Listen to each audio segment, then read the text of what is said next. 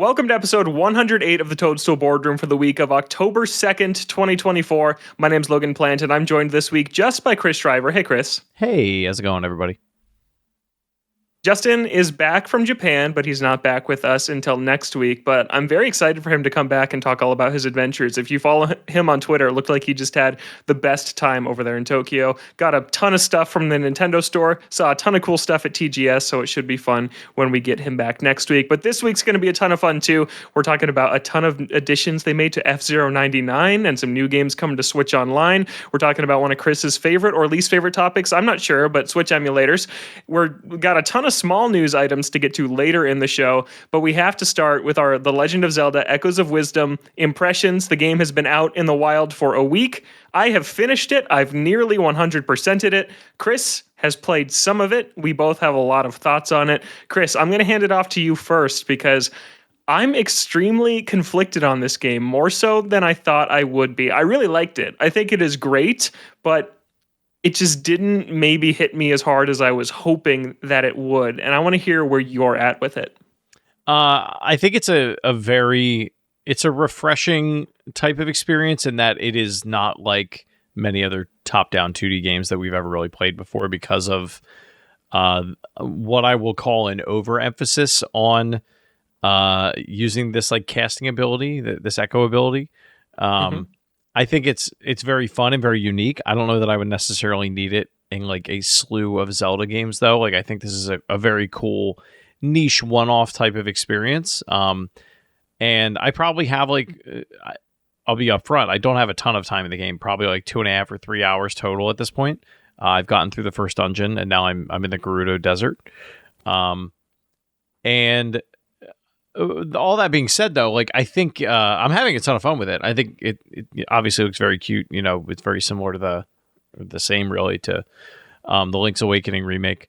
The writing, I think the characters are very cute. I think the writing is very chatty, and I think the rift areas that you end up in look very cool. Like I think that aesthetic just like works really well in Zelda. It's not really something that we've seen before, almost like this like vaporwave type of thing.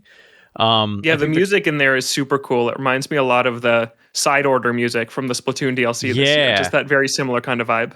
Yeah. I think the closest thing to it that we've probably seen in Zelda, at least that I can think of off the top of my head, is anything in like the Twilight Realm and Twilight Princess. Just like that, how it's like this otherworldly type of, experience. But I actually wrote a note for myself because I wanted to make sure I got this thought exactly right that I had while I was doing dishes last night. I said, I feel that because it's a 2D game and in a 2D space, the limitations and the controls make it easier to perform actions that I want to perform. This was in comparison to like, I was thinking about Tears of the Kingdom, and my problems with the way the openness of that game were had a lot to do with like spending so much time connecting different objects to each other, where it was like, no, I'm just trying to do the thing. And here I think the limitation is almost like of a benefit. And I said in that same breath, the decisions made around movement in these in this entry, like the ability to turn 360 degrees instead of just like up, down, left, right, makes jumping in the game feel and adding jumping makes the game feel exactly the way I want it to. And it actually reminds me a lot of the way that Tunic felt when I was playing that. You don't have a dodge roll necessarily, but you do have that spin move. So I think movement-wise, it's very good.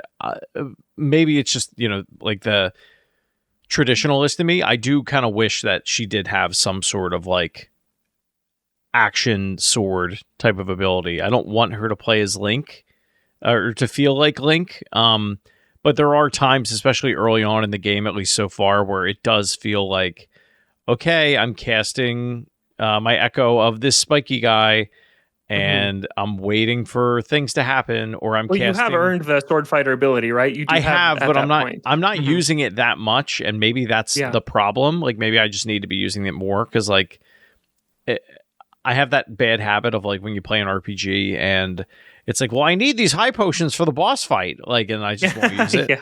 So maybe I could use that. There's plenty of recharges. You don't have to worry about that in this game. You should just use it when you have it. It's not that limited. Okay, that's good to know. but otherwise, like I mean, it's refreshing to play a top down 2D Zelda game.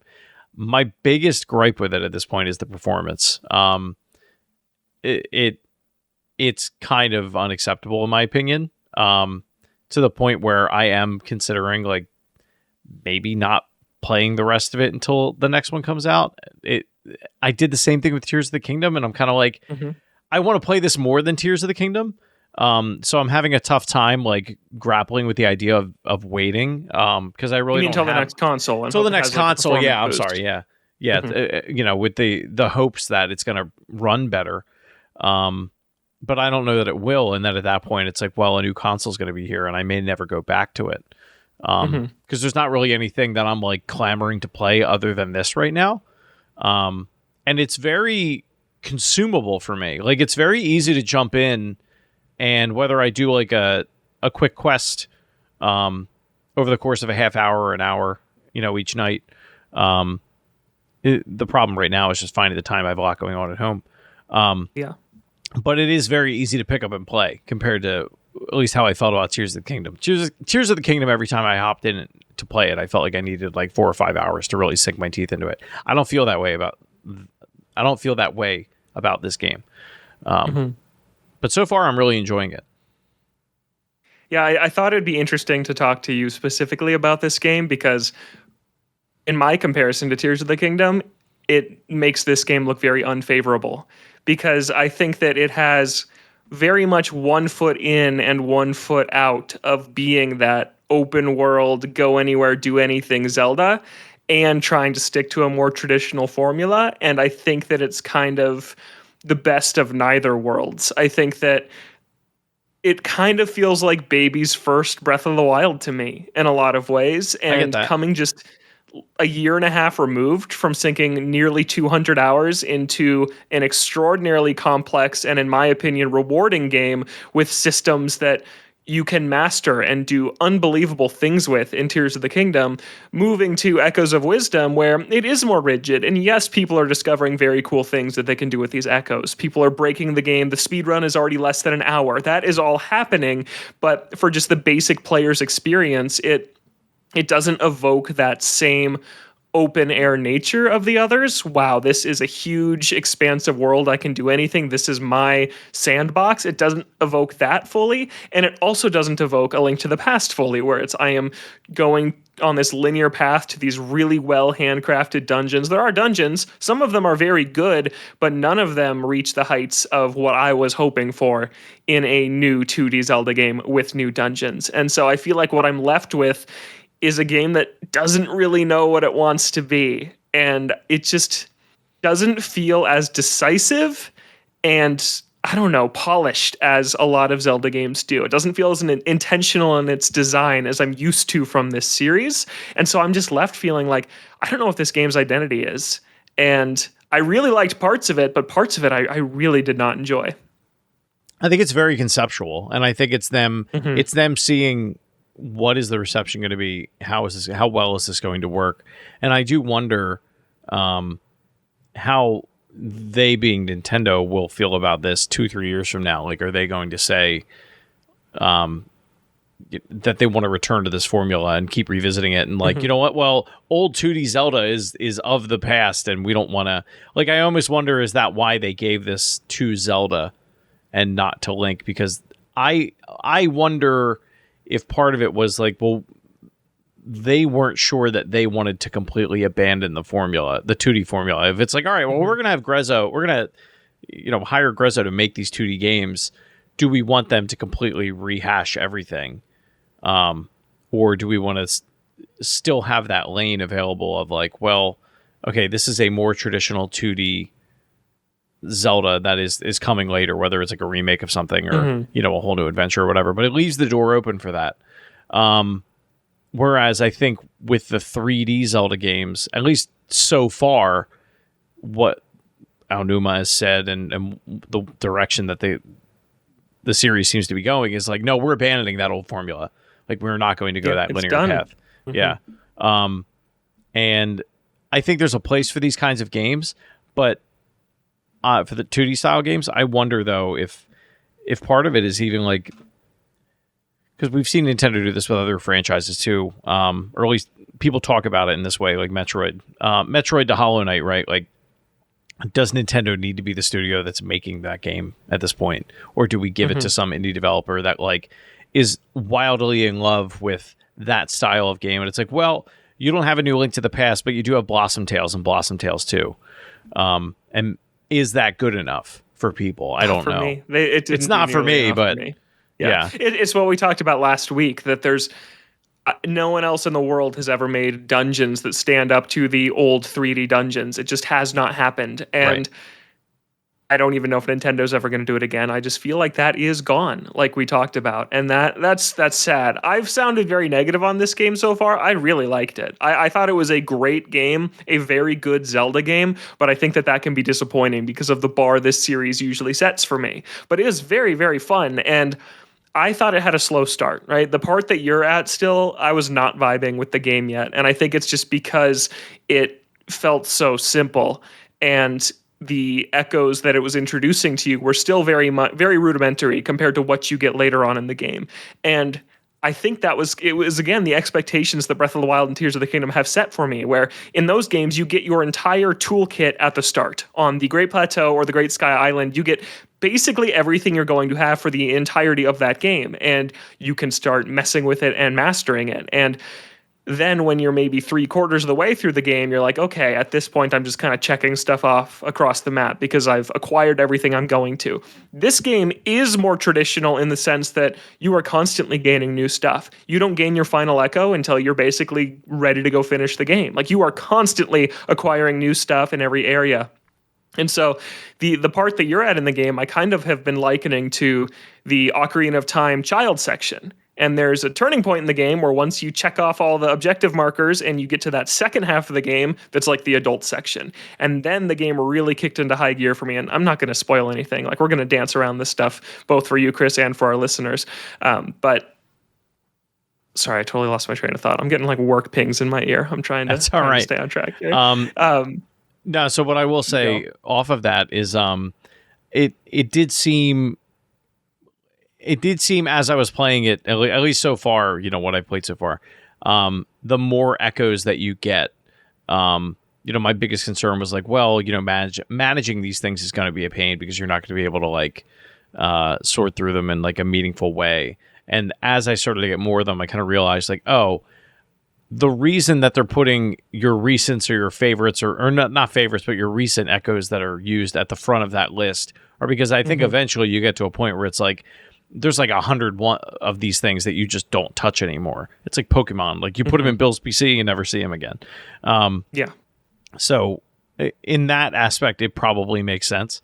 I will say, like, I do worry that I'm going to reach a point where I'm like, I'm tired of seeing the treasure chest like 6 feet above the air. And I'm like, okay, cast the trampoline.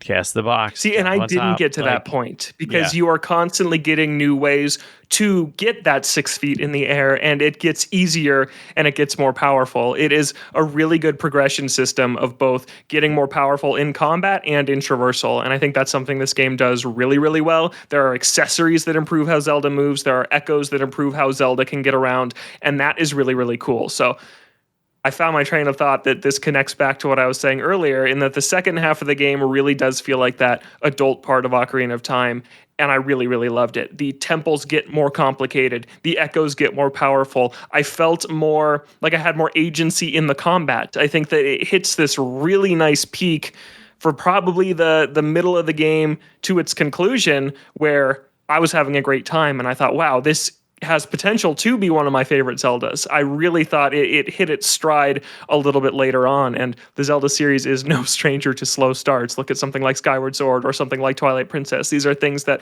have happened in the past, and I think it's a victim of that here, and that I think just took some getting used to for me, because Breath of the Wild and Tears of the Kingdom, you can argue the best part is the start, when you have nothing, and when the world is terrifying, and when you're learning all the amazing systems they've put in place. Though that is when those games and that design is at its best. But this game, I think its middle third is glorious, and it did remind me of some of those old Zelda feelings that I had. And I think some of the stories they tell, kind of as you're going to each area to complete its dungeon are very, very good. I love the Gorons in this game so much. They're my favorite Gorons since Ocarina of Time. I think they're awesome. Having the Deku Scrubs back, and if you watch the trailers, these aren't spoilers. Yeah. Having the Scrubs back is amazing. They've been gone for so long, and the way they characterize them in this is totally different and totally new than their last appearance, like in Majora's Mask? Maybe they've been in a 2D one since, but it's not coming to me right now if that's the case.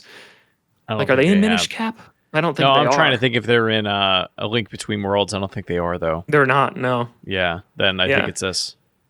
But they're totally different. They've given them a totally new identity that is hilarious and just really, really fun and creative. And there's just a lot of really fun stuff I love. I feel like a lot of the stuff I love the most about this game I can't talk about because it's pretty spoilery. But in terms of just the core mechanics, I was not super thrilled with how combat worked with the sword fighter mode. It was the concern that I talked about going into this, where I don't want it to feel like a crutch. And it kind of does end up feeling that way, where you're like, okay, do I use the resources like you were talking about?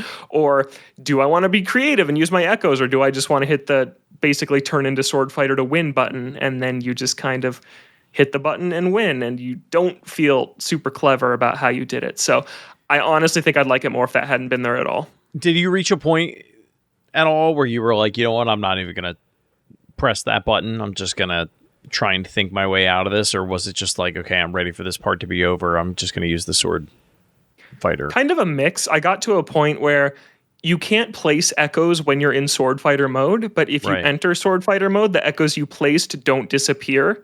So I would kind of, like, if a boss is down, it's at its weak point, where in Zelda games you just go crazy and slash at it. I would set up some echoes, my favorites at the time, that do a lot of damage, and then switch to sword fighter mode and then wail on it alongside my echoes. So no, I used it the entire time. I just always tried to make sure I was also making the best use of my echoes. Okay.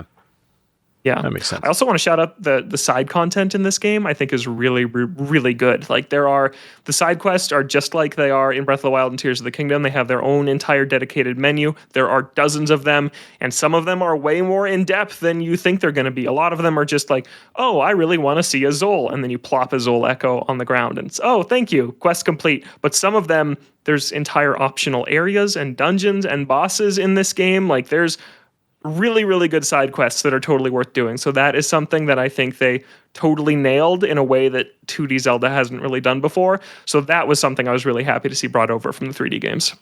Yeah, I was surprised. Obviously, again, very early in the game, but when I got to the Gerudo Desert and there was like a mini game for the collecting those mangoes or whatever that the person was growing, so I could get a fan.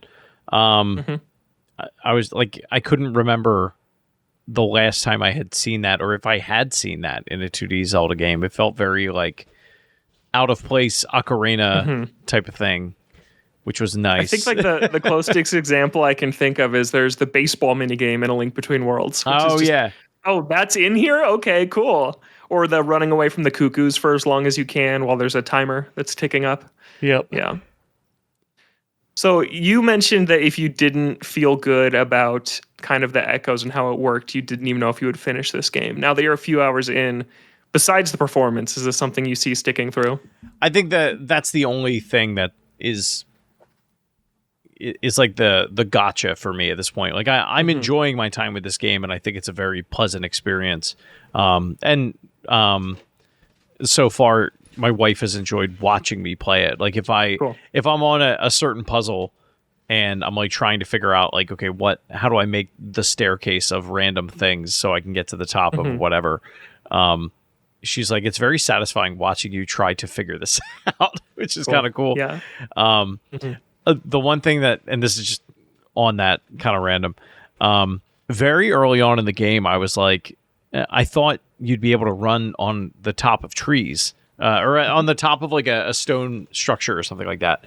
And so I started building this like staircase, and it was like all I had was like boxes, a stone, and a tree, and the table. And I finally did it where I got to the very top of it, and I was like, cool, I'm going to jump onto this like rock fixture, and then realized that I couldn't get any further. I just hit an invisible wall. And I think that was the moment for me where I was like, okay, this is both good and bad. Like, Yeah. because like you are in the confines of like, no, you're in this invisible box Yes. where you can't get too insane about it, but it kind of stinks that like I can't see what's up there, even if it's nothing. I didn't know if anybody else had that experience or if you had that experience. I have an anecdote that's very similar to that. And this isn't my experience. This is my sister's experience, who's also playing the game, and we've been talking about it. There is a section in the Gerudo portion of the game that you're in right now where you need to light some torches in a room. It's one of the first things you do in the Gerudo sections. You may have already done this. I don't know if you have or not. But it's like one of the first things that they tell you to do is, oh, go up here and light these torches for these people. So my sister was just exploring the world, as you do, as Zelda has taught you to do in its recent entries. And she went into this room before she was supposed to, and she lit the torches, and nothing happened. And then she goes back and she kicks off the quest, and she has to go to that room again and light the torches again. And I think that story is a perfect example of the 1 foot in, 1 foot out. Because in Tears of the Kingdom, if you did that, the Gerudo guards would have rushed in and said, oh, we've been needing somebody to do this for us. Who are you? Let's catch you up on the quest. But it didn't do that. I had the exact same experience. Oh, really? Yeah, I didn't. Like, I spent I haven't found the person that's asking for that, but I think I ran around for about 15 minutes last night just trying to find all those things and lighting them. And then I would walk into a building and come back out, and they would be out. And I was like, why is this here if it's not going to do anything? So yeah, I had a very similar experience with that. Yeah, so it's just... I actually might be a little lower on this game than I thought now that we've had this discussion, because it's been a roller coaster for me with this one, because I really did not like it for the first few hours, really loved it when I was playing it. Then the ending, I'm not going to get into my thoughts of what I thought, but after the credits were rolling, I was like, that was pretty good. And yeah, it's just not one that's going to stick with me like A Link Between Worlds did. Or I still think I like it more than like Link's Awakening, but it doesn't go much higher than that on the top 10 list we talked about last week. Yeah, I think it's cool because it's different, but I don't know how many of these I need. Yeah. And we haven't even talked about the UI. It's not fun to scroll through your single row of echoes. Well, it's that, and then I feel like I keep forgetting how it controls, and I've had the same problem with Breath of the Wild and Tears of the Kingdom, but the placement where I think certain buttons should live, I don't know why. Like, they just don't live there. Around the controller. Like, I'll constantly like try to cast something, and then I'm accidentally like recalling everything, and like it resets the room, and I'm like, okay, and then I have to start all over again. Like, I do that a lot, and I don't know when I'm ever going to get out of that cycle. But yeah, the UI, I could see very quickly how it can get out of hand. Like, I don't know how many of these things are in this game. I imagine there's quite a bit. But the fact that that's the only menu that you have to search by, and like I've said time and time again, like that there is no favorites menu, it was like kind of insane. Yeah. And no radial dial, no nothing. It is a frustration. And when you have triple digit echoes in the later stages of this game and you are looking for one specific one, it's not something that I'm like, wow, this totally sucks and I hate it. But it is like, it does stifle my creativity like I was worried it would, because it's like, oh, I could just use this one that's in my most recent use that I know will work, instead of scrolling the 25 to 30 seconds to find something that maybe will do it in a cooler way. Yeah. So that's a bit of a bummer. Yeah. But all that to say, I still think that this game is like, Grezzo has proved that they deserve, if they can get the performance better, which I haven't even touched on yet, it actually bothered me more than it usually does in games. And I think it's because Link's Awakening, it's a remake of a Game Boy game. It's like, whatever. This isn't a new tentpole mainline Legend of Zelda game. It didn't super bug me there. But here, this being Zelda's first starring role and a new mainline 2D game, the first single player one in over a decade, and then for it to run this poorly, it does bug me. Like, this is Zelda, guys. Like, come on. Why are you using the same engine that you used for a game that is so much simpler than this one? And then you threw so much at the wall in this game, and sometimes it just can't handle it. And that is frustrating. And I'm willing to forgive the performance hiccups in Tears of the Kingdom, because it is a miracle that game even exists. That game's unbelievable in scope and in mechanics, and it's on the Switch. It's crazy.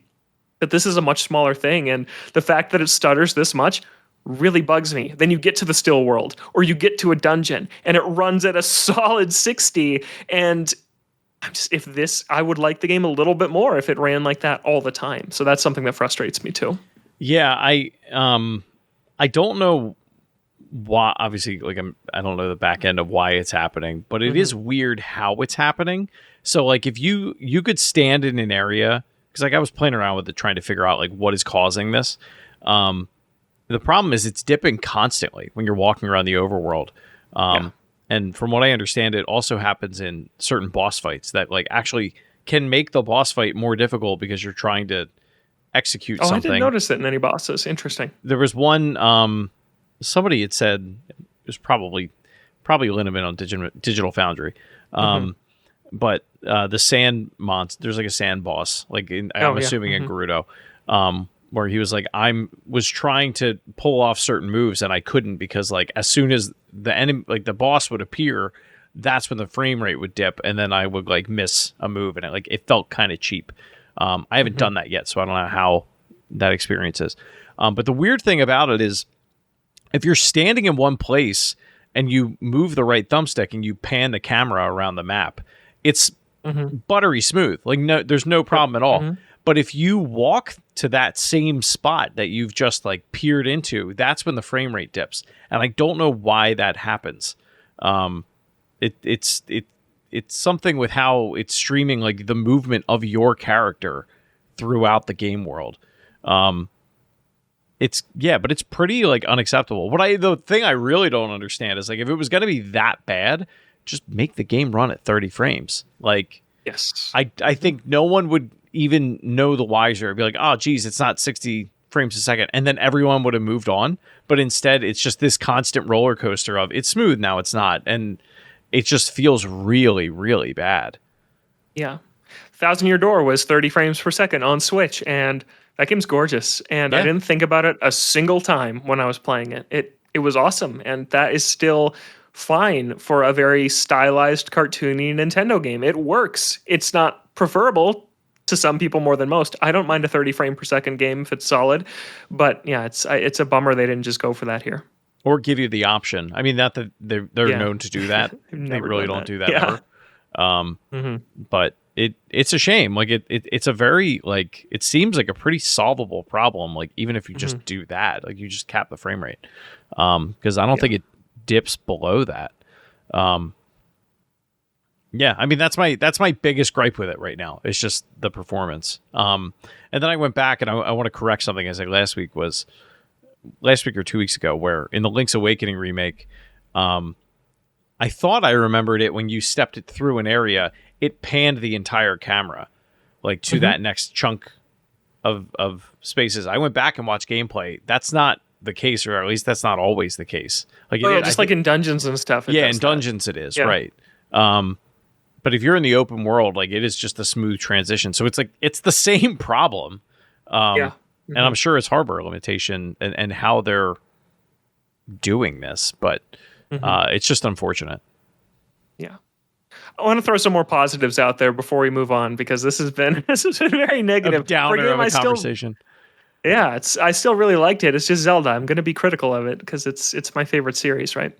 But things that I really liked, I did like playing as Zelda. I don't think it was always handled perfectly. I think that it was a bit of a disappointment to me that you don't read her dialogue as a speaking part of her character. It is just kind of like Link, where she is mouthing things and moving her hands, and you know she's talking, but you don't really hear what she's saying. I think there's a missed opportunity there, but besides that nitpick, they use playing as Zelda in very interesting ways when you deal with certain characters across the game, and it's not just some random hero helping them. It is Princess Zelda, and you go to Hyrule Castle, and they're like, "Oh, welcome back. We're so glad that you're home." And it's not just, "Oh, who are you? You'd like an appointment with the royalty?" No, it's like you live there, and I just think that they play with that in a lot of really cool ways throughout the game. That was really fun. I think Link is awesome in this game. The way that they talk about Link, and when you, in the very, spoilers for the very opening of the game, but his house in the very first village that you get to after escaping in the opening moments, and his bed isn't even made because he's Link. He probably slept in like he always does and had to rush off to wherever he was supposed to be. And just, you can piece together fragments of a Zelda game that preceded this that you never played. That was Link's adventure that led up to all the events of Echoes of Wisdom. Characters talk about that, and characters talk about, oh, Link was here doing this. And it's so cool to see characters in this Hyrule talking about the hero wearing green, and just, I love how they handled it. It was one of my favorite parts, and just such a cool way to turn it on its head. And having Link be a part of it, but it still being very distinctly Zelda's story, I loved that so much. And it starts from the very beginning of the game, and it's a factor all the way through. And I just thought that they did it perfectly. Yeah, like ironically, and this is a very like softball joke, but like it does feel a bit like The Legend of Link in that, like in just the way that they talk about him, and the way that everybody react. Oh my God, who's Tunic? I know that Tunic. That's Link. Yeah. Like the way that everybody reacts to that, like, and I just like I giggle every time because I'm like, oh, like he's been on all these adventures. No, I thought it was super cool, and honestly, like I think the biggest, or not the biggest shame, but like that opening segment where you play as him and you're like you're bouncing around the dungeon, and man, it felt so good. And I was just like, man, I want like an entire 2D Zelda game that feels like that like, and I don't remember if that's how Link's Awakening felt. I feel like it's not. I remember that game being a lot. Yeah, I remember that game being a lot slower. I would love them to make a 2D Zelda game where he feels like that to move around. It was like parkour Link. It was awesome. Yeah. Yeah, with the full jump without the Rock's Feather or whatever. It was so cool. Yeah. No, Link's Awakening, he's so slow in that game. He just plods around. It's a Game Boy game, so I get it. But no, he felt awesome in that early segment. So I love Link in this game. I love Zelda in this game. I love how they portrayed those two characters in kind of this flipped narrative. I thought that was awesome. And despite some gripes with how the Echoes combat works and all this stuff, there's some really good puzzles in this game. There are some really, really strong puzzles. There was one where I had no idea what they wanted me to do, and I finagled this really weird solution using 6 different Echoes, and it worked. Cool. Like, that was really awesome in a late game dungeon. I loved that. And there's almost something Mario Odyssey-like about having control of these characters that have plagued you for so many years. I think that that's a really, really fun thing. I don't want to spoil some Echoes, but there's one or two Echoes specifically that just are a pain in the butt in 2D Zelda games like A Link to the Past. They just destroy you. And when you defeat one and then you scan it and it's yours and the tables have turned and you're using that against your enemies, that's cool. That is a cool feeling that rewards being a Zelda fan for so many years. That when I felt when I threw the hat at a Goomba and I started stacking Goombas in Odyssey, I felt that way sometimes here when I plop down specific Echoes. That's awesome. I'm excited to see what they are. Yeah, there's really good ones in there. And I thought the bosses were really strong too. I thought they were really, really good all the way across. Like, they are very classic where it's not just a health bar like they are in the open world ones. It is that classic formula of you have to do something to it to be able to damage it. And that's cool. That's cool that is back too. So lots to like. I want Grezzo to keep making 2D Zelda games, but yeah, not the game of the year slam dunk I was hoping it would be leading up to it. But I'm curious to see what you think when you play more, Chris, and what Justin thinks when he gets to play as well. Yeah, I'm very interested to hear what Justin has to say about it. Mm-hmm. Yeah. That's Echoes of Wisdom. People in our Discord seem to be loving it, I think, more than I am, so that's great. I'm glad that you're all enjoying it. Send in your thoughts, toadstoolboardroom@gmail.com. We got to move on, though. That was a long discussion, as you probably could have guessed. To topic 2, something I'm very excited about. It's F-Zero.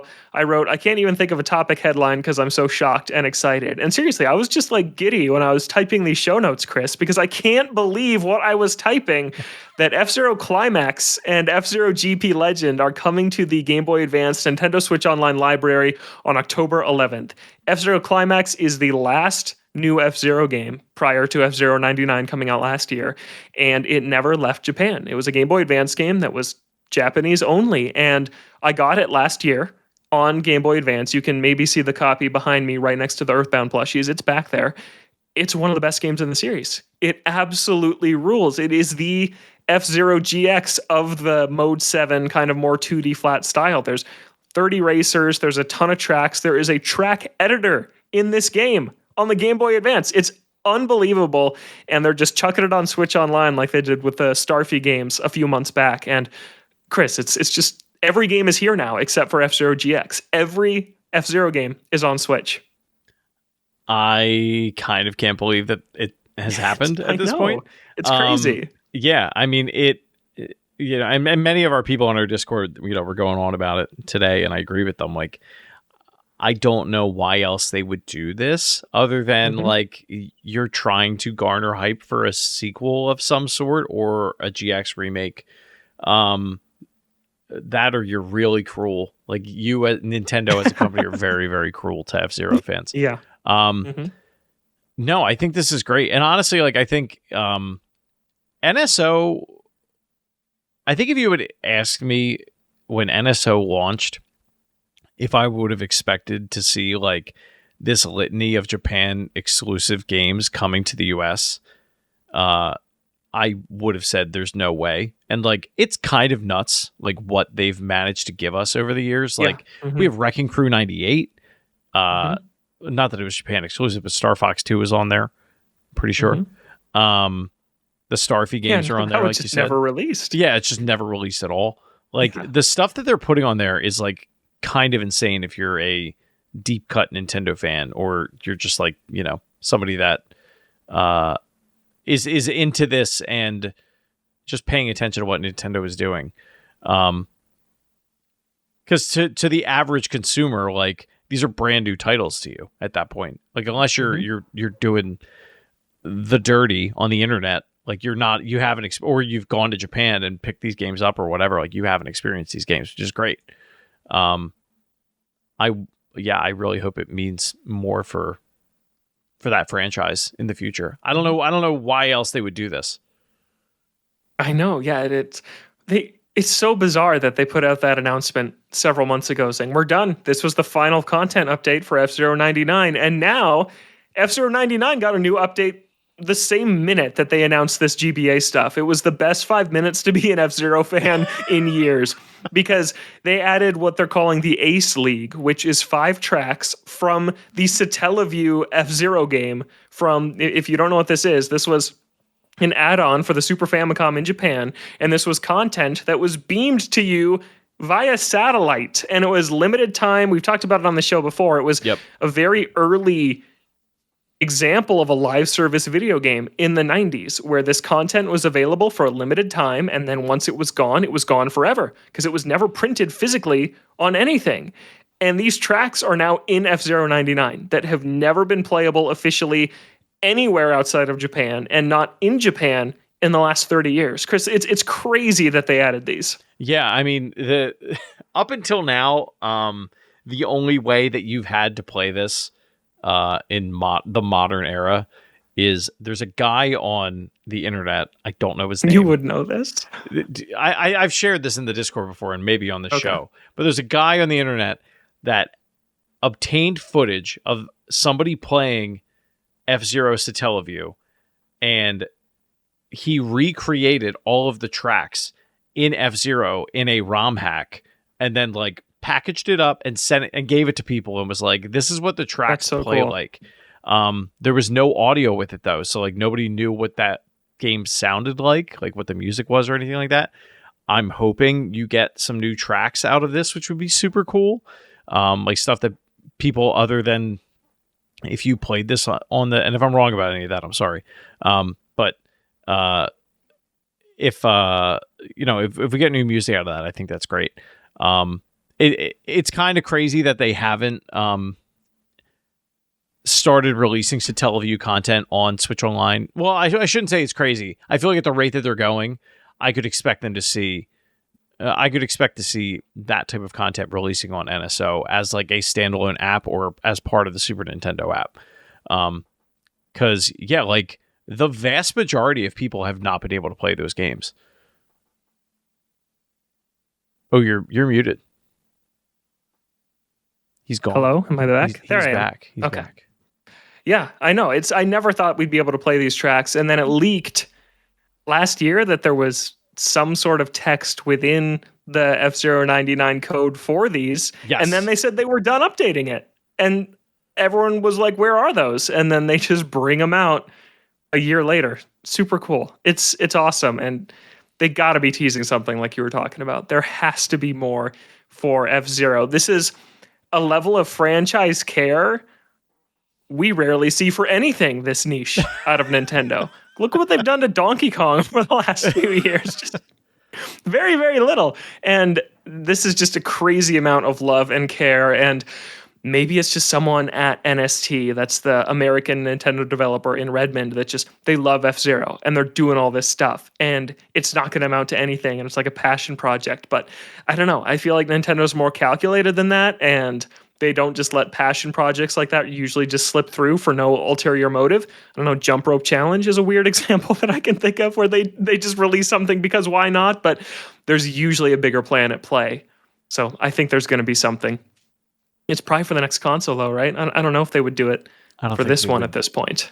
Do it now.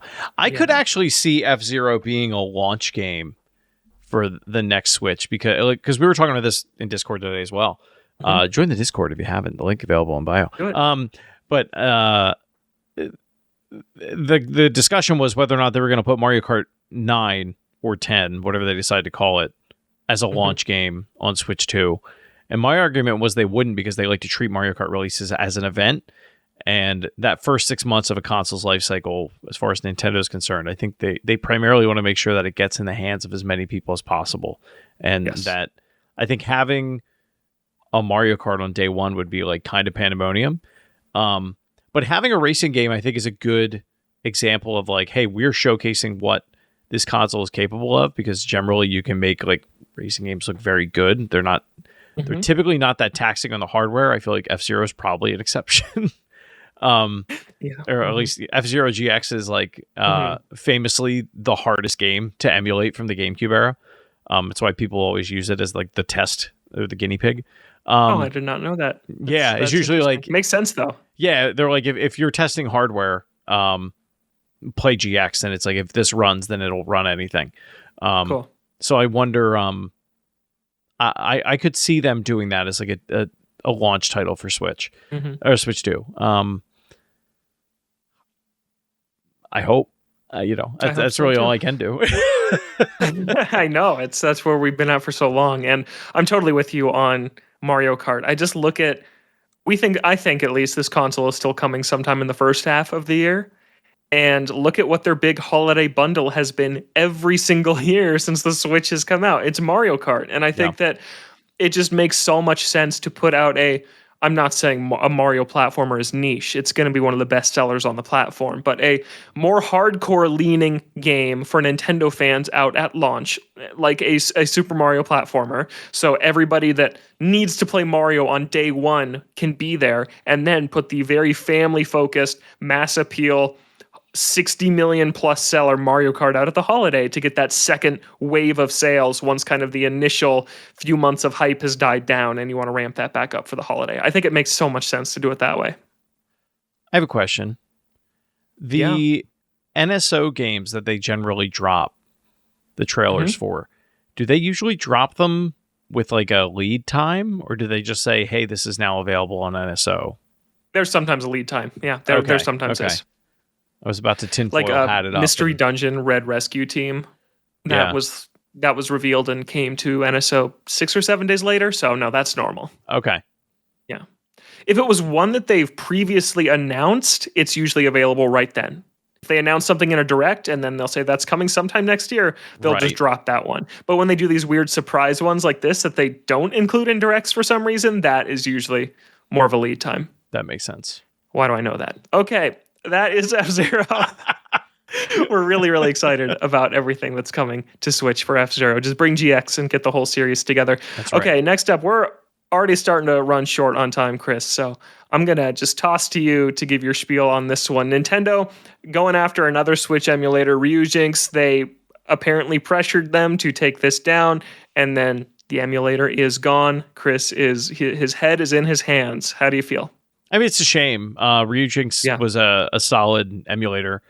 There are forks of it still available out on GitHub if you're interested in grabbing it before they pull them all down. But the assumption is that so what happened is the head person, I don't know their name, in the Ryujinx Discord was basically put out an announcement that was basically like, hey, thank you to everybody that contributed code, wrote documentation, all that good stuff, but we're done. Like, that's it.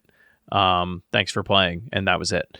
The assumption is that Nintendo reached out to them and said, you can either stop or we can come after you, because it's a different situation from Yuzu, because Yuzu had a Patreon, and I think Nintendo was like, we're going to take legal action because you can't do that. Yeah.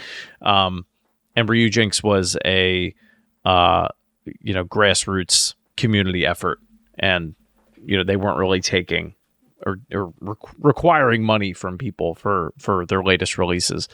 Yeah, I mean, it's a shame. I imagine the reason that they're doing this is because the next generation of consoles is going to have not backwards compatibility, excuse me.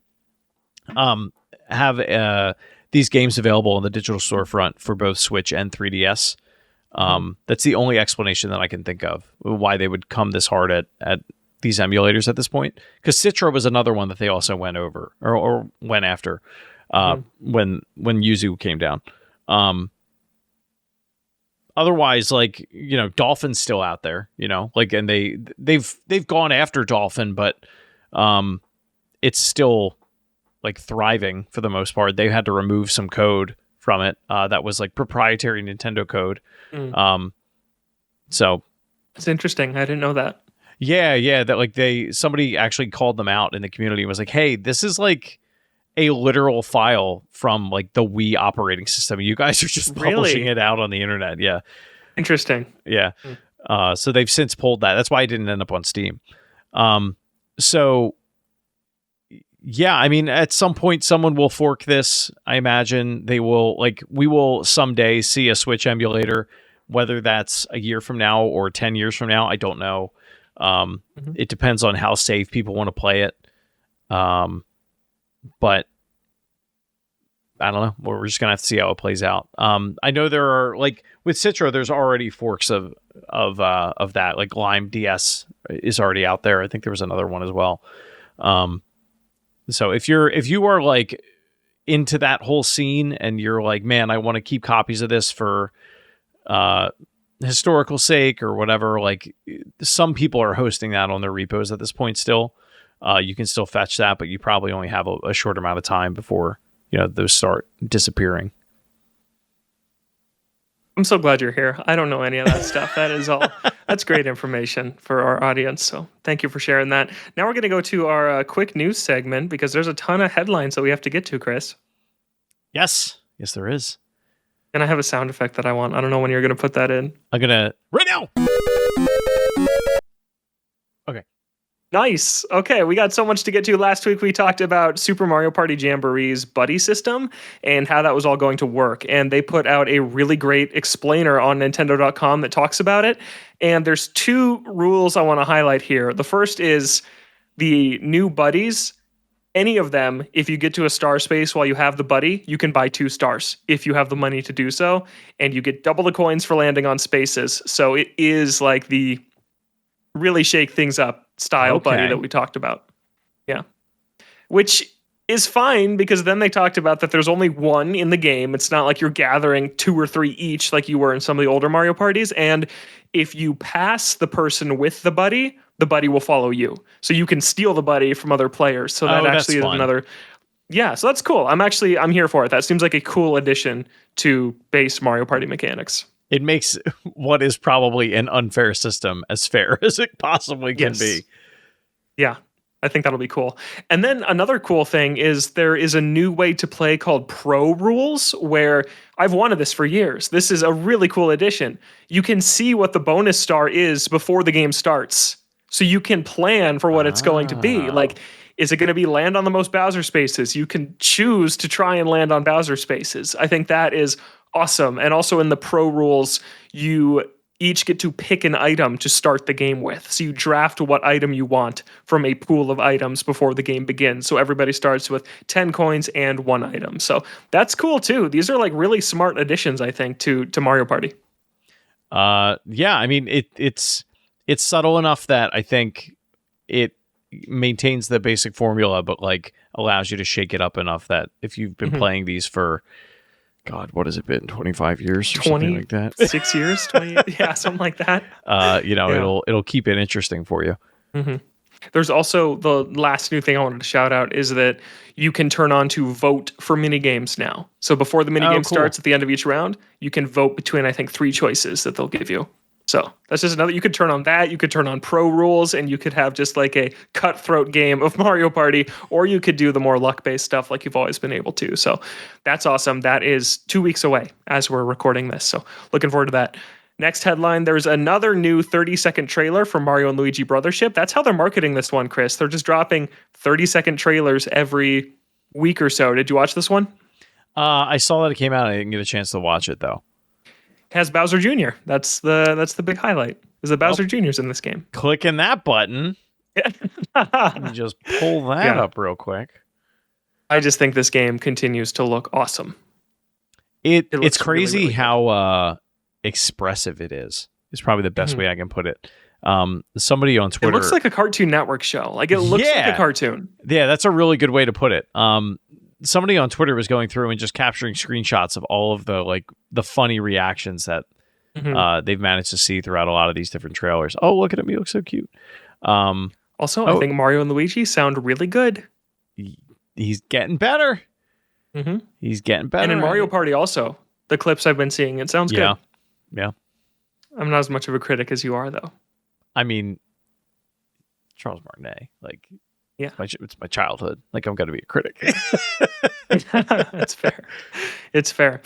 Okay, speaking of voice actors that are weird choices, not saying he's a weird choice, but Keegan-Michael Key was a weird choice for Toad, and he is teasing some really deep cuts in the Mario movie sequel. This is a quote: "We're going to meet some new folks that are old favorites and some folks that I think are really deep cuts."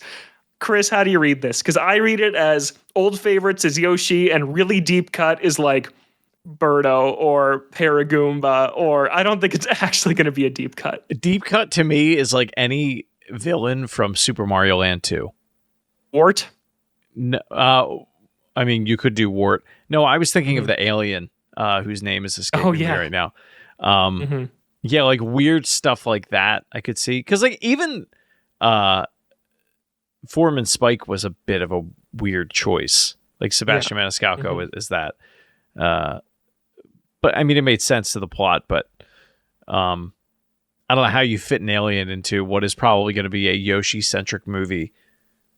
Yeah. I don't know what Keegan-Michael Key's definition of a deep Mario character cut is. Like, would he look at Ninja and think that's a deep cut? Because it's not. No, in my opinion. I feel like they've got to show characters that like he's. I don't know his relationship with the Mario series. That's I know. A problem. Yeah. Like it could be something that, you know, the announcer from Mario Party 8, like if he never played that one, he would have no idea. Like, oh, that's a deep cut. I don't know. This is such a spectrum. Like, yeah, I know. It could be anything. It could be anything. It could be absolutely anything. Oh, wow. It's a really deep cut. It's like Waluigi. It's Toadette. Look at these super Donkey deep Kong cuts. Jr. Yeah, that is a deep cut at this point. Yeah. That really is. Yeah. Wrinkly Kong. That'd be fun. That would be fun. Isn't that Cranky's wife, the ghost? Wrinkly? Isn't that her name? I think so. Yeah, I think so. She's the grandma. She's got the glasses with the beads on them. Yeah. Yeah, and she's a ghost in one of the games. Yeah. I don't know. It's been a million years since they've made a new Donkey Kong game, so who can say anything? Next headline is now through November 28th, you can spot Pikmin at the San Diego Zoo, which is really cool. They just are. It's like how they're hidden at the Universal Studios Super Nintendo World. They're just hidden in the kids area of the San Diego Zoo, which I was just at earlier this year. It's a really good zoo. And I know the exact area they're talking about that they're putting these things around. So yeah, that's cool. I like that partnership. It's just very random, but it works. No, I like how they're doing this with like the zoos and aquariums. It's like what I think Nintendo would call an AR experience, even though it's just like, no, you're just putting little figures around, but that's also cute. Like, that's fine. Yeah, absolutely. Next up, the last scheduled episode of Sakurai's YouTube channel is going live on October 15th, but he also said he's working on some sort of unscheduled finale to say farewell to the channel that's coming at some point after that. Don't really know what that means, but I don't think it's a tease. Chris, you're looking like you think it's a tease. What if it's related somehow to the next console and he's just waiting for them to announce that? And then it's like, oh, by the way, I'm working on a game for this. tin, foil, hats. Always. Always. But again, a great channel to go watch. And I'm excited that he's going to go make another game because that's definitely what he's doing. He's going to go make another game. So I'm excited to see what that's going to be in 5 years when it comes out. It'll probably be a while. And then our last quick headline here is Miyamoto did an interview with the New York Times where he talked about AI and just Nintendo's tendency to go in a different direction than the rest of the industry. And he said, quote, "It might seem like we are just going the opposite direction for the sake of going in the opposite direction, but it really is trying to find what makes Nintendo special. There's a lot of talk about AI, for example. When that happens, everyone starts to go in the same direction, but that is where Nintendo would rather go in a different direction." That's exactly what we want to hear, Chris. Yeah, I mean, this is exactly what Nintendo has always done.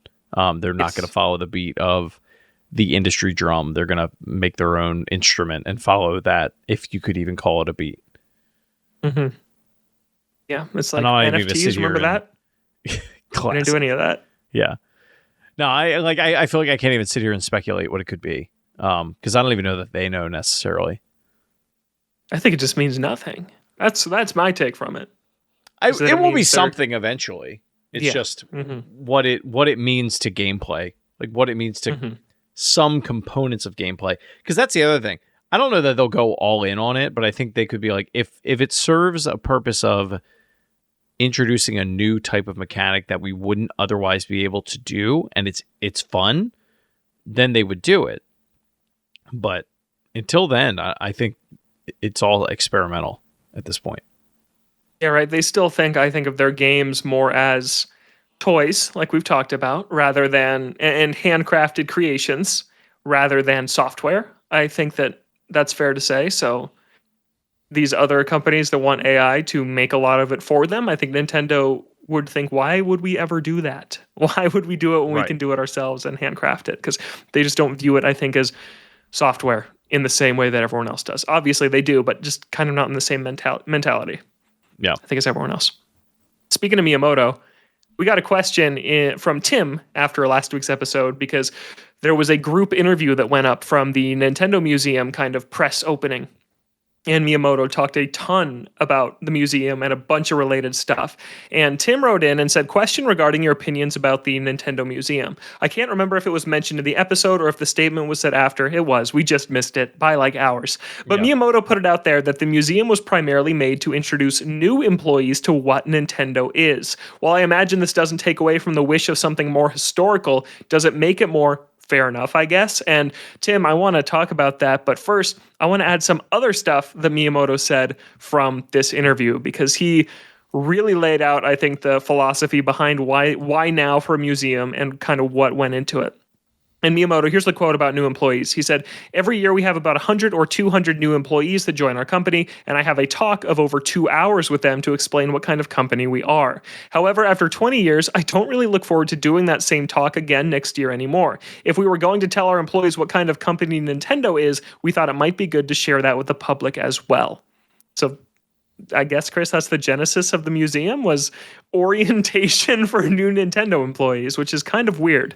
Well, yes. It makes sense. I mean, I think Miyamoto is at a point in his life and career where he knows he has to lay the groundwork of like he is kind of like the nucleus of what that company is. Creatively what that company is, I would say. At least I don't think that's too far-fetched to say. Obviously there are other creative people there. But he is mortal. Like he's not, unfortunately, he will not live forever. And it's like, how do you do something that will both maintain the spirit of what he has established at the company, while like instilling that Nintendo magic into new blood? And I think all that being said, like having a museum dedicated to like here is my legacy, it speaks way more volumes than, hey, my HR representative is walking you through some icebreakers with, like, Yeah. it's a little more engaging. And wisely, Nintendo has made the decision to have the most banger merch store ever created for fans there. So, yeah, he made something about, well, it's the next comment that you have here, but basically that if ex-president of Nintendo Hiroshi Yamauchi would hear this, I think he would tell us to stop immediately, talking about like the creation of even making this museum. Like, this is a bad idea. And I understand why Yamauchi would have said that and would think that, but like, I don't know what you do to replace Miyamoto, or like what Miyamoto has done. You have to pass that on to people. Yeah, and I don't know if it does, if it's just a room of stuff. I don't know. That's really cynical of me to say, but it's how I feel. I think that it's missing a lot that would help carry on that legacy more than just here's everything I worked on. Now, the one thing that I read, but I don't know if it's true because I haven't seen it. I thought someone had said there were prototypes of controllers here, and like prototypes of hardware I have that as well. I have that here in our notes. So this is the most exciting part about this group interview from Miyamoto, is that he said, "We are currently in the process of planning next steps in what to include for the future. Initially, the museum was based on the fact that we were only going to exhibit products," which is kind of what it looks like right now. "But when I put myself in the customer's perspective, I do want to see at least a little bit of stuff from behind the curtain." And then, yes, there are prototypes for controllers and consoles that we have not seen before that aren't anywhere else. And there are plans to exhibit artworks and rarities from its games. And Miyamoto suggests that after making 10 movies or so, maybe Nintendo could even add a theater to the museum. So this will be a living, breathing thing. I don't really care to go to it in its current form, but if they add some of this stuff that Miyamoto talked about here, that changes the game. That is totally something I'd be more interested in seeing than what everything that's come out about it so far has indicated. I completely agree. So it's hopeful that they're going to add some more stuff. That's good. And then this quote also is kind of like, so the Yamauchi quote you said, that was part of Miyamoto saying this is the most un-Nintendo-like thing they've ever done, is this museum. And maybe there's some hesitation, and that's why it's so safe right now. Maybe they were scared to do this, and they played it really safe. And then Miyamoto said, "Nintendo is a company that connects with its consumers through products. We do not promote the company itself, only the products. We might be talking about how old Mario has turned, but we don't talk about how many units a certain game has sold."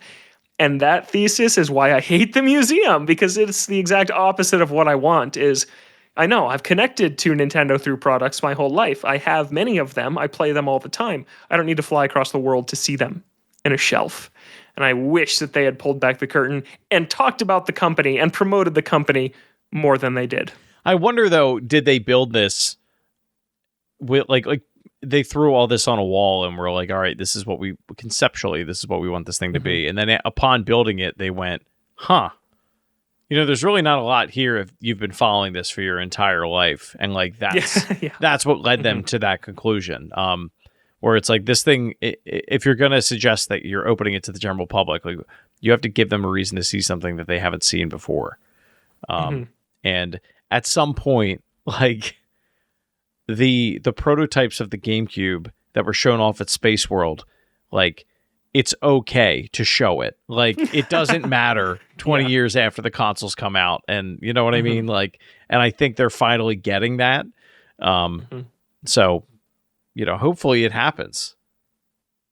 Yeah, I think it will. And that's good. And this is their first time doing this. They're testing the waters with something, and I am glad to hear it's not going to be this rigid, set in stone thing. This is what the museum is forever. We're not going to touch it anymore. No, this is something they will return to and do future things with. So that's encouraging to me. And the store is still awesome. It's really, really good. I want those mugs, Chris. Dude, I don't know why every other day I go on the Nintendo website, like, thinking that maybe they'll just say, all right, you can order any of this on the Yeah. Nintendo store. No way. And they never will. Not gonna happen. Yeah. And No. I'm just like, man, like I would be so happy if they did. Mhm. But oh well. We have one more question for the week, but we're going to save it for next time because we are running a little bit over. So you can always send your questions in toadstoolboardroom@gmail.com and we will get to them at some point. But for now, that's another episode of the Toadstool Boardroom in the books. We're a weekly Nintendo show here on Thursdays on Spotify, Apple Podcast, video version on YouTube, audio, wherever else you like to listen to your podcast. You can find the show on Twitter at ToadstoolBR. Again, email us, toadstoolboardroom@gmail.com. Join the Toadstool Boardroom Discord server. There is a link in the description to every episode. Chris, where can people find you? You can find me at Shrives93. I am retweeting Banjo-Kazooie things. That's all I'm doing. Very good. Yeah. You can find me at Logan J. Plant. I am retweeting F-Zero things. You can find me there. And you can find Justin on Twitter at KOREIS, and he's posting awesome pictures of his trip to Japan, which we're psyched to hear about on next week's show. But for now, that's all the time I've got. I got to get back to playing Animal Crossing New Leaf on my Nintendo 3DS. Thanks so much for listening. Have a great week. We'll catch you next time right here in the Toadstool Boardroom. Bye.